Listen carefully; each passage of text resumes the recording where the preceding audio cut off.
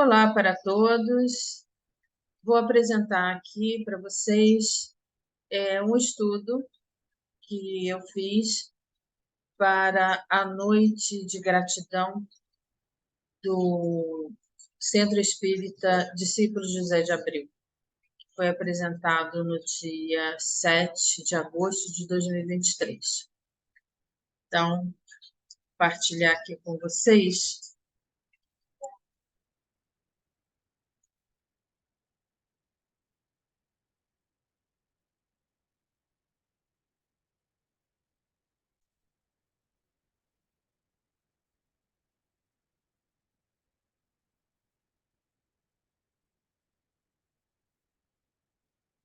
Então, o tema que eu escolhi foi essa frase de Paulo aos Coríntios, quando ele diz: tudo posso, mas nem tudo me convém. Então, nós vamos falar, na verdade, sobre a lei da liberdade e usando frases de Paulo. Eu vou intercalar o Livro dos Espíritos, no capítulo 10, Lei da Liberdade, e frases de Paulo em suas cartas.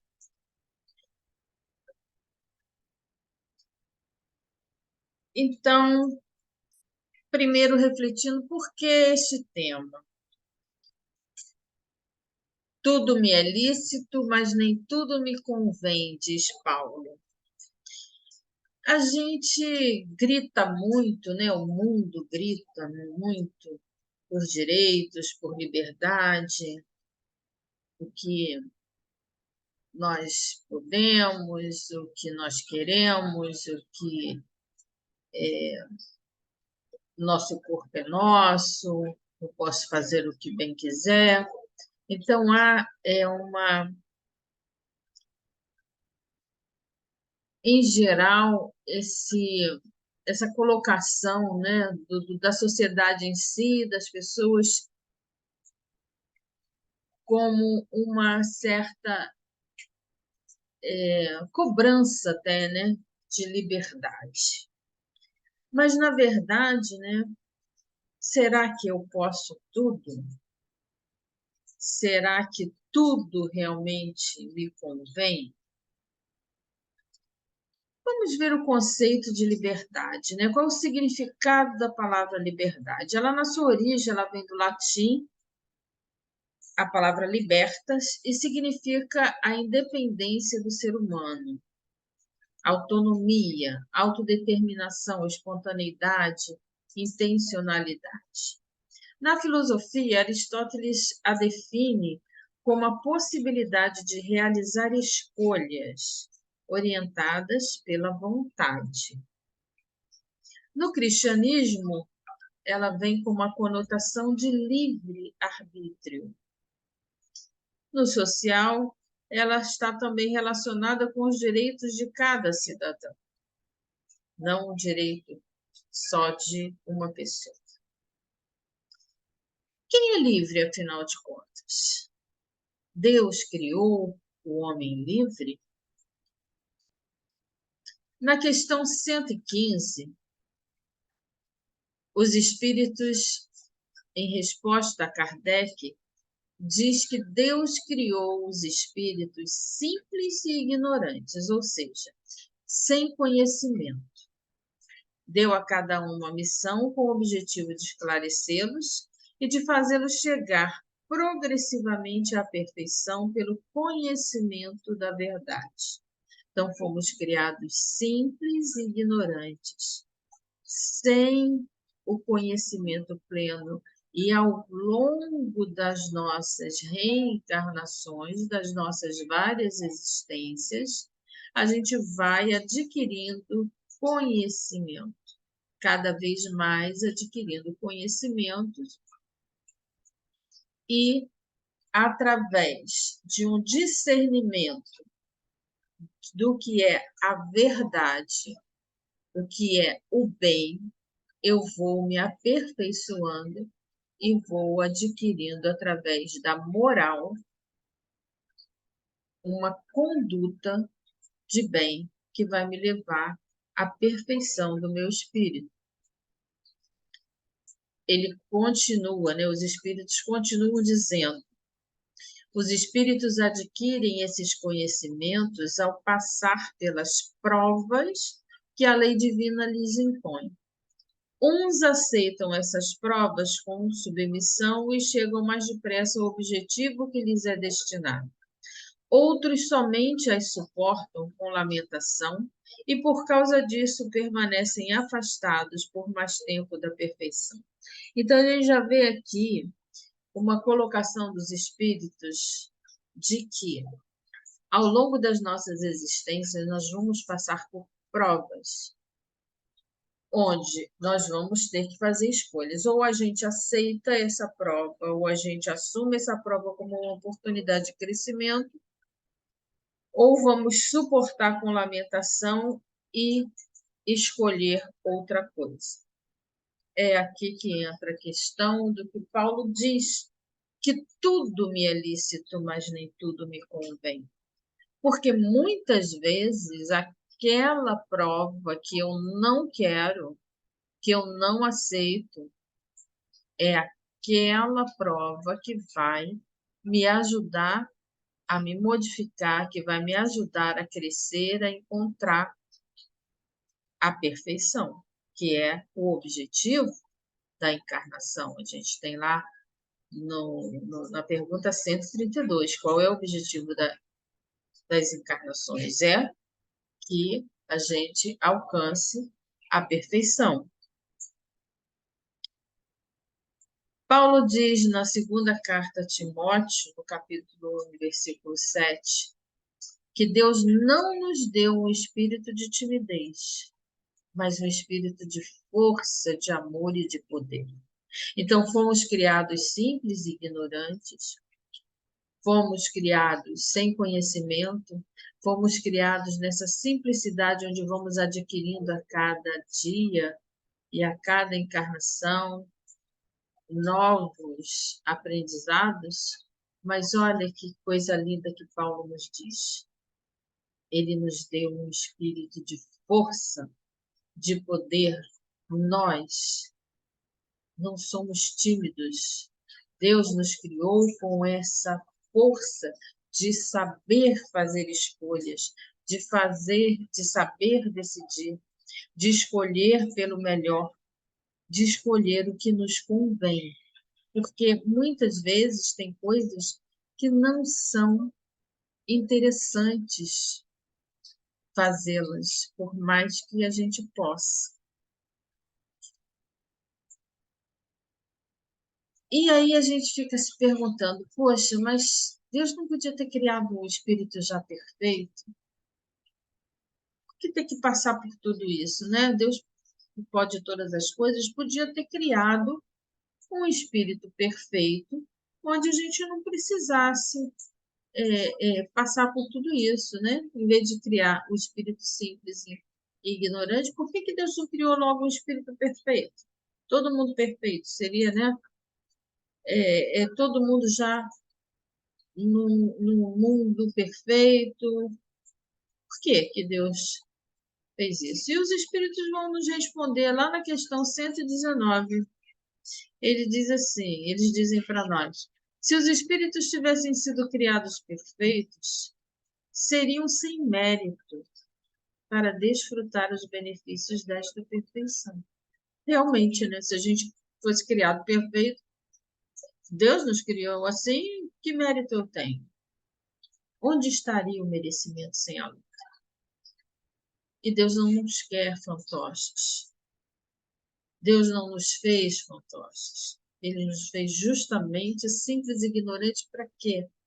Para que a gente pudesse crescer, para que a gente aprendesse por si, que a gente pudesse fazer as descobertas e fosse, de pouco a pouco, descobrindo toda a criação, toda essa criação linda, maravilhosa que Ele criou para nós, por nós. Aí está a beleza, aí está o mérito do crescimento constante. E aí que vem o livre-arbítrio. Nós fomos criados para fazer escolhas constantemente. E temos no nosso dia a dia possibilidades mil. Nós podemos nos atirar no abismo, nós podemos nos atirar num local onde eu sei, onde eu estou mergulhando, eu sei que ali eu posso mergulhar e eu não vou destruir meu corpo, eu não vou morrer. Eu posso me jogar no mundo do vício e das drogas. Eu posso ter uma atitude de ambição, uma atitude de caminhar no sacrifício, na vontade, na verdade. Enfim, eu vou fazer escolhas que vão libertar o meu espírito, que vão me fazer crescer, que vão me fazer encontrar o bem para mim e para o outro, ou eu vou simplesmente cair no abismo. É o livre-arbítrio. Tudo posso, mas nem tudo me convém. Nem tudo será bom para mim, nem bom para o outro. E Paulo diz lá aos Romanos, no capítulo 7, versículo 19, porque não faço o bem que quero, mas o mal que não quero, esse faço. Olha o que Paulo diz, que coisa linda, né? Reconhecer que a gente, às vezes, faz aquilo que não era o bom, que não era exatamente aquilo que a gente, poxa, eu quero tanto fazer o bem quando eu vejo, tropecei, caí, não fiz o que deveria ter feito, me omiti, ou então falei demais, feri, não faço o bem que quero, mas o mal que não quero. Isso é uma coisa que a gente tem que estar sempre se perguntando, né? Será que eu estou fazendo o bem que eu quero? Será que eu estou fazendo o que me convém?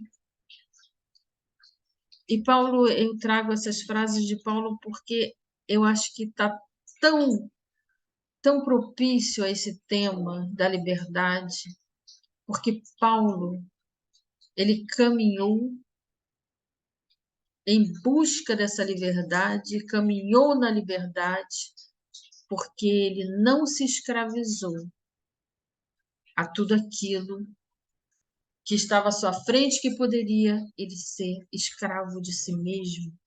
E muitas vezes nós somos escravos de nós mesmos, quando a gente cede aos nossos desejos, às nossas paixões, a tudo aquilo que nos leva a um mundo que não é a felicidade. Então, essa questão das escolhas, a gente tem que estar sempre refletindo no dia a dia. E a gente tem na nossa sociedade, né, tantas questões que se falam.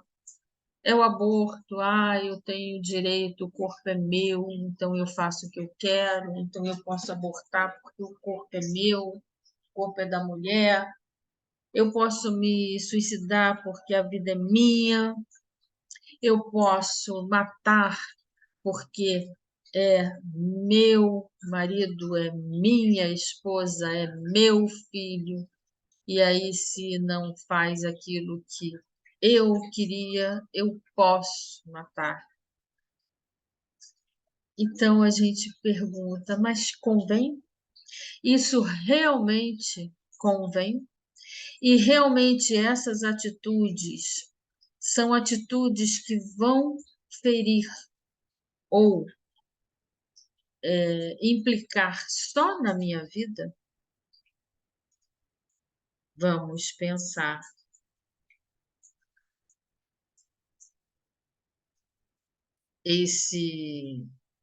essa frase de Jean-Paul Sartre. Ele é um filósofo, e ele diz assim: viver é isto, ficar se equilibrando o tempo todo entre escolhas e consequências. As nossas escolhas têm consequências não só para nós, mas têm consequências também para aqueles que estão do nosso lado. Porque se eu pratico aborto, aquele espírito que eu não deixo nascer, ele sofre. Então, não estou praticando algo que vai implicar só a minha vida. Se até no suicídio, um ato de suicídio, se eu me suicido, quantas pessoas da minha família, de amigos, vão sofrer por conta desse meu ato? Se eu furto, ou se eu falo uma palavra mal falada, uma frase que fere, isso não vai afetar a outra pessoa?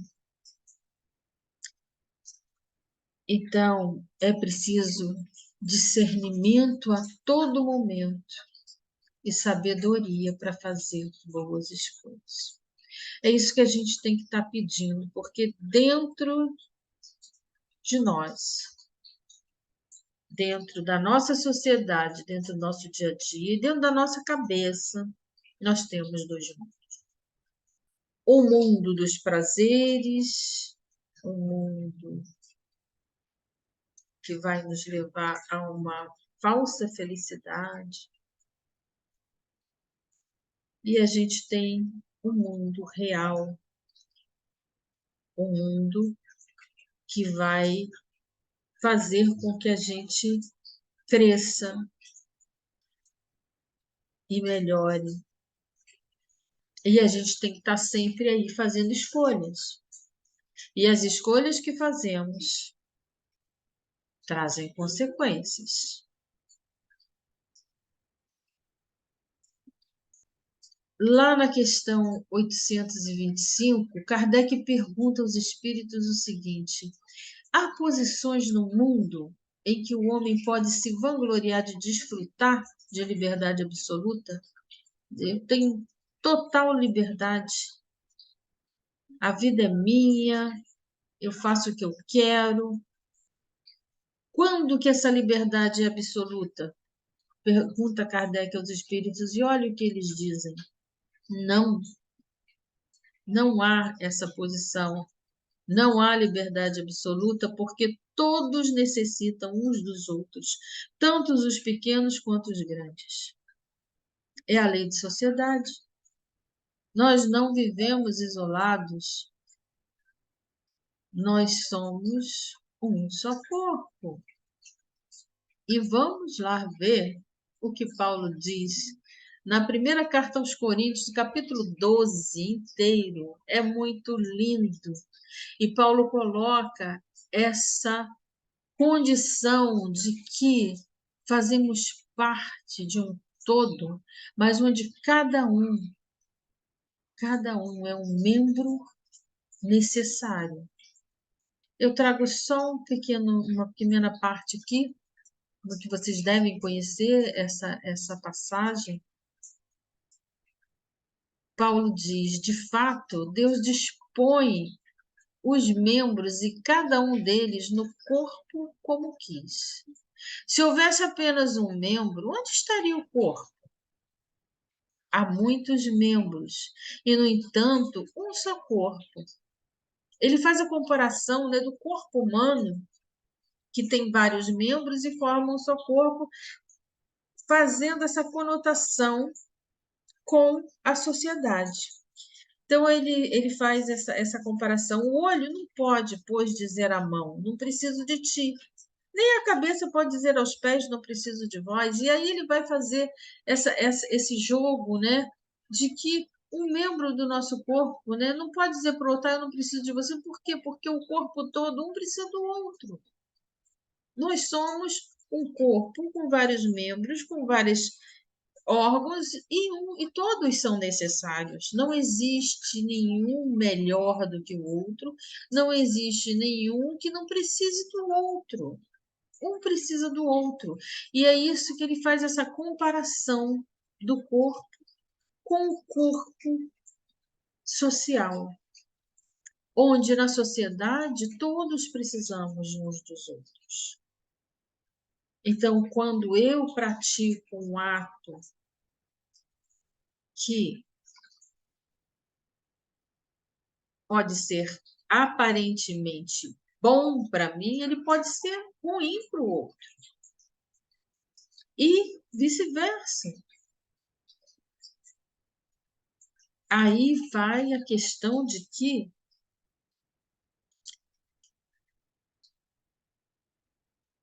as consequências das nossas atitudes. Aquilo que Jean Sartre falava, que a gente está sempre fazendo escolhas e assumindo as consequências.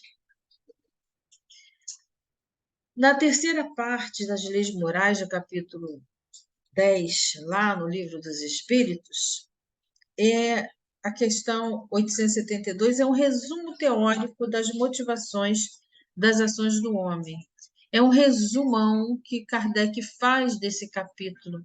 E eu trago aqui algumas questões para a gente refletir. Kardec diz que o ser humano não é fatalmente conduzido ao mal. É claro que Kardec faz esse resumo diante das respostas dos espíritos. Não é opinião de Kardec puramente. Ele faz uma análise e um resumão pegando a resposta dos espíritos. Então, os espíritos disseram isso, e ele agora traz para a gente em resumo. O ser humano não é fatalmente conduzido ao mal. Nós não fomos criados para o mal, nós não fomos criados para praticar o mal. Mas podemos escolher como prova ou expiação uma existência onde teremos nessa sedução ao crime, por exemplo. Mas ele está constantemente livre para agir ou não. Então, nós podemos escolher na erraticidade como prova ou como uma expiação, porque se eu pratiquei vários crimes, ou se eu fui assassinada, eu quero passar por essa experiência vendo na erraticidade junto com a espiritualidade que isso é bom para mim, passar por essa prova onde eu vou ter uma sedução ao crime. Eu vou ter essa tendência, mas eu sou livre para agir, para fazer ou não fazer, para praticar o crime ou não. Eis aí a prova que muitas vezes nós assumimos e depois chegamos aqui, esquecemos e às vezes fracassamos. Essa e outras. Ele está colocando aqui um exemplo de sedução ao crime, mas pode ser sedução à ganância, ao dinheiro, né, ao poder e a tantas outras coisas. E aí ele diz, o espírito, no intervalo das encarnações, ele faz a escolha de suas existências de acordo com o grau de perfeição que atingiu. Então, ele vai fazer essas escolhas, o que eu preciso? E eu vou me deparar na vida com orgulho, com o ciúme, com a impaciência, com o ódio, com a ganância, com o querer, o poder, o dominar o outro, ou simplesmente rejeitar o outro. Eu vou ter, às vezes, essas tendências, e dependendo do grau de perfeição, às vezes eu preciso passar por aquela prova. Se eu sou um espírito muito evoluído, não vou precisar de nada disso, talvez nem precise mais reencarnar, mas se estamos aqui é porque precisamos de provas. É porque precisamos ainda crescer, precisamos ainda aprender. Então, essas situações vão se deparar na nossa vida e muitas vezes nós mesmos escolhemos. A gente esquece disso, mas a gente escolheu, a gente preparou a nossa reencarnação junto com a espiritualidade, com os nossos mentores. E aí ele diz: se o ser humano cede à influência da matéria, é porque fracassa nas próprias provas, fracassa nas provas que ele mesmo escolheu. Então, muitas vezes, a gente pratica aquilo. Tudo posso? Posso. Tudo eu posso. Eu posso tudo isso. Mas aí, isso não me convém. E se eu cedo, eu caio, eu fracasso na própria prova que eu escolhi. É aí que a gente tem que estar muito atento para não fracassar. Assim, o livre-arbítrio ele existe no estado do espírito e no estado corporal. No estado de espírito, ou seja, na erraticidade, como é que se dá o livre-arbítrio? Com as escolhas da existência e das provas. Eu vou escolher, conforme o grau de perfeição, como diz os espíritos, eu vou escolher as provas que eu preciso, junto com meus mentores, com a espiritualidade. Em alguns momentos, se eu for um espírito muito, os espíritos ainda muito imperfeitos, que não têm condição de fazer essas escolhas, aí a espiritualidade vai ter que fazer esse planejamento justamente para aquele espírito crescer. Aí está o livre-arbítrio, na erraticidade. E no estado corporal, como é que ele se dá? Ele vai se dar o quê? Na hora de ceder ou resistir aos arrastamentos a que estamos voluntariamente submetidos, diz Kardec nesse resumo. Então, eu escolho as provas na erraticidade, reencarno, e aqui eu vou ter o livre-arbítrio. Ou eu vou ceder, ou eu vou resistir a tudo aquilo que vai se apresentar na minha frente. E aí é que depende o quê? Uma das principais coisas que a gente precisa é orar muito, pedir muito a proteção do nosso anjo guardião para fazer boas escolhas, para fazer o que convém e não o que tudo posso. E Paulo, lá nos Atos Apóstolos, quando persegue os cristãos, e aí Jesus interpela Paulo, Saulo ainda, né? Saulo, Saulo, por que me persegues? E quando ele cai do cavalo e ele percebe o que ele estava fazendo, porque ele estava fazendo tudo posso, quando ele percebe que aquilo não convém, ele pergunta ao Cristo: Senhor, o que queres que eu faça? Esta é a pergunta que a gente tem que fazer todos os dias. Esta é a pergunta que temos que fazer a cada prova. Esta é a pergunta que temos que fazer todas as manhãs quando acordamos. Senhor, o que queres que eu faça? Por que eu faço? Posso até estar fazendo coisas boas, mas isso convém, ou eu estou fazendo só para que eu seja aplaudido? Estou fazendo só para que todo mundo me veja, para que todo mundo me bajule, para que todo mundo me engrandeça nesse mundo corporal? Senhor, o que queres que eu faça? E é interessante que Jesus não responde exatamente o que ele tem que fazer. Só fala assim: levanta-te e entra em Damasco. Lá você vai saber. É aquilo. Vai, reencarna, começa de novo. Começa uma nova vida.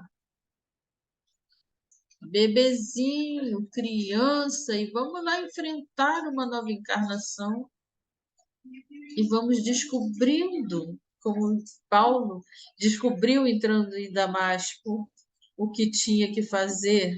Ele não sabia e foi descobrindo aos poucos a sua missão e o que tinha que fazer, e vai para um lado e vai para o outro.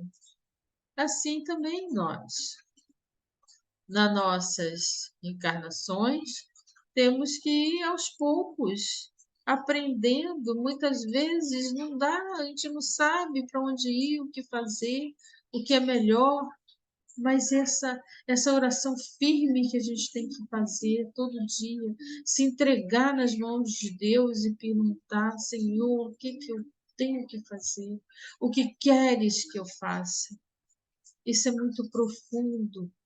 Isso é a essência da nossa vida. É aquilo que a gente precisa todo dia se perguntar. Porque muitas vezes podemos estar indo não pelo caminho do que o Senhor quer que eu faça, mas no caminho do que eu quero fazer, do tudo que eu posso fazer, mas que não me convém.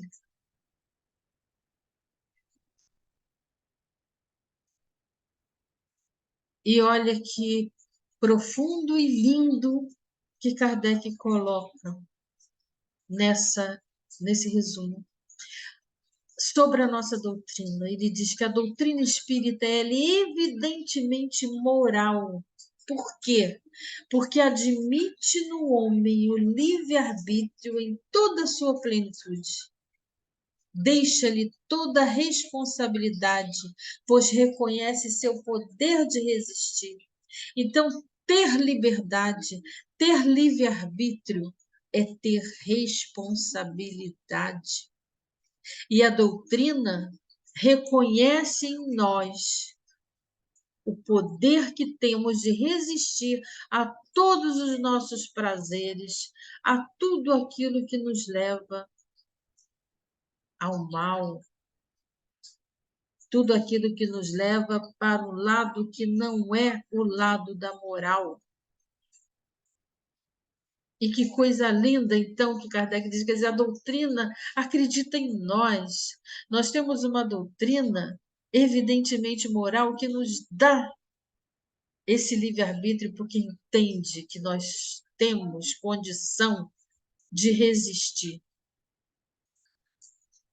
E ele continua dizendo: o homem pode sempre fechar os ouvidos à voz oculta do obsessor que o induz ao mal. Sempre a gente pode resistir e não dar ouvido quando aquilo fica no nosso ouvido, querendo que a gente faça, que a gente tenha ódio, que a gente tenha mágoa, que a gente tenha rancor, que a gente não perdoe. A gente pode ceder, sim. O homem é um ser racional que escuta, que julga e que escolhe livremente um entre dois conceitos. Nós somos capazes e a nossa doutrina acredita em nós, nos dá toda essa possibilidade, porque nos dá essa racionalidade de nós entendermos que não é para fazer tudo aquilo que dá na telha, não é assim, não. Isso não vai nos ajudar, não vai nos levar a local nenhum. A gente precisa fazer é o que convém, a gente precisa ter discernimento, a gente precisa entender o que podemos e o que não podemos. Isso é muito, muito, muito importante. O que diremos, pois, à vista dessas coisas, diz Paulo? Se Deus é por nós, quem será contra nós? Olha aí, Paulo, aos Romanos, ele já dizia isso. Se Deus é por nós, quem será contra nós? E o Consolador prometido, a nossa doutrina espírita diz: eu acredito em vocês. Vocês são capazes de discernir, de encontrar e de seguir o que é melhor. Porque Deus é bom, ele nos deixa plantar o que quisermos. Isso é uma frase de alguém desconhecido, mas que é muitíssimo importante e verdadeiro. Porque Deus é bom, ele nos deixa plantar o que quiser, mas a gente pode plantar o que quisermos. Mas que Deus é justo, nós vamos colher o que plantamos. Então não adianta plantar laranja e querer colher limão. Não adianta plantar morango e querer colher abacaxi. A gente vai colher o que plantou. Então, se eu planto bem, eu vou colher o bem. Se eu planto rancor, se eu planto a mágoa, se eu planto a discórdia, eu vou colher a discórdia, o rancor. Isso vai ficar dentro de mim, vai me fazer mal. Quantas vezes meu coração ali está mal? Por quê? Porque eu magoei, porque eu estou magoada, e fica aquele ranço. Vamos plantar o bem, vamos plantar o amor, que é o grande mandamento. E eu termino aqui com, mais uma vez, uma carta de Paulo aos Efésios, no capítulo 6. Ele faz todo um texto muito interessante. Paulo era um soldado, né? E começou sua carreira assim, e ele faz esse texto colocando a correspondência com o armamento, né? Que às vezes é usado para guerra, para matar, e ele coloca aqui todo esse armamento para o bem, para a difusão do Evangelho do Cristo. Então ele diz a nós, portanto, tomai toda a armadura de Deus, para que possais resistir no dia mau, e havendo feito tudo, ficar firmes. Usai a couraça da justiça de Cristo, que guarda o nosso coração, que é Jesus. Use o escudo da fé. A fé é tão importante, né? Para que a gente acredite, que a gente coloque-se nas mãos do Pai, acredite que Ele vai nos ajudar a fazer boas escolhas. Coloquem o cinturão da verdade. A verdade nos liberta. Jesus já diz que a verdade vos libertará. Que a gente sempre faça opção pela verdade, seja ela quanto possa doer dentro de nós. Usem o capacete da salvação. Usem os calçados nos pés na preparação do Evangelho da Paz. Então, que nos calcemos, porque temos muito que caminhar, temos muito o que seguir, nos preparando nesse Evangelho, que é a boa nova, que é o amor que Jesus nos traz em sua mensagem. E, por fim, usem a espada do Espírito, que é a palavra de Deus. Esse texto é lindo, né? Com todas essas figuras de linguagem que Paulo usa para nos fortalecer, para nos ajudar a entender a nossa missão de seguidores do Cristo. E que possamos, meus irmãos, na hora do nosso desencarne, como Paulo, possamos dizer: combati o bom combate, terminei a minha carreira, guardei a fé. precisa dizer mais nada, né? Profundo demais, que um dia, da nossa última encarnação, tem muito, muito, muito, muito, muito para correr, a gente possa dizer isso. Combati o bom combate, terminei a minha carreira, guardei a fé.